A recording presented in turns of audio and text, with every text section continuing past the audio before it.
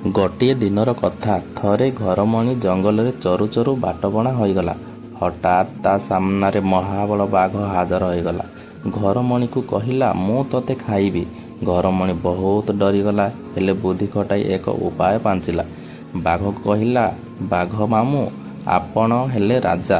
କେତେ ଜୀବଜନ୍ତୁ ଖାଇ ମୁହଁ ଦାନ୍ତ ଅସନା ହୋଇଯାଇଥିବ। ଆପଣ ଯାଆନ୍ତୁ, ପ୍ରଥମେ ଝରଣା ପାଣିରେ ମୁହଁ ଧୋଇବେ ଭଲ ଭାବରେ ଏବଂ ଝରଣା କୂଳରେ ମୁଗୁନି ପତ୍ର ଥିବ, ତାକୁ ଆପଣ ଦାନ୍ତ ପଜାଇ ଆସିବେ।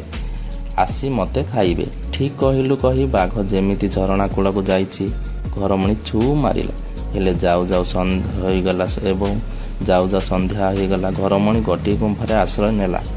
ସେଇଟା ଥିଲା ସିଂହର ଘର। ସିଂହ ଯେମିତି ଗୁମ୍ଫାରେ ପଶିଛି, ଦେଖିଲା ଅନ୍ଧାରରେ ଆଖି ଦୁଇଟି ଚିକ୍ ଚିକ୍ କରୁଛି। ଗର୍ଜନ କରି ପଚାରିଲା, କିଏ ରେ ତୁ? ଘରମଣି ଭାବିଲା, ଏବେ ନିଶ୍ଚୟ ଜୀବନ ଯିବ। ତଥାପି ଏଥର ମଧ୍ୟ ସାହସ ସଞ୍ଚୟ କରି କହିଥିଲା, ମୁଁ ଧପ୍ ଧପ୍ ରାଜା। ମୋ ଶିଙ୍ଗ ଦିଟା ଗଜା।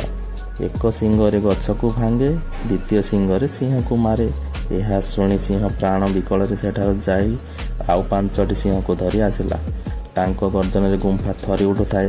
ଘରମଣି ଛାତିକୁ ଦମ୍ଭ କରି କହିଲା, ଏ ସିଂହ, ତୋତେ 10ଟା ସିଂହ ଆଣିବାକୁ କହିଥିଲି, ତୁ କ'ଣ 5ଟା ସିଂହ ଆଣିଛୁ? ଏହା ଶୁଣି ସିଂହମାନେ ଭାବିଲେ, ଏଇ ସିଂହ ଆମକୁ ଏଠିକି ମାରିବାକୁ ଆଣିଛି। ଯିଏ ଯେଉଁଆଡ଼େ ପ୍ରାଣରେ ପ୍ରାଣ ବିକଳରେ ଧାଇଁଲେ। ସକାଳ ହେବାରୁ ଘରମଣି ଘରକୁ ଫେରିଲା। ସେଥିପାଇଁ କୁହାଯାଏ, ନିଜର ଉପସ୍ଥିତି ବୁଦ୍ଧି ଯୋଗୁଁ ଘରମଣି ନିଜଠାରୁ ଶକ୍ତିଶାଳୀ ଜନ୍ତୁଠାରୁ ମଧ୍ୟ ନିଜ ଜୀବନ ବଞ୍ଚାଇ ପାରିବ।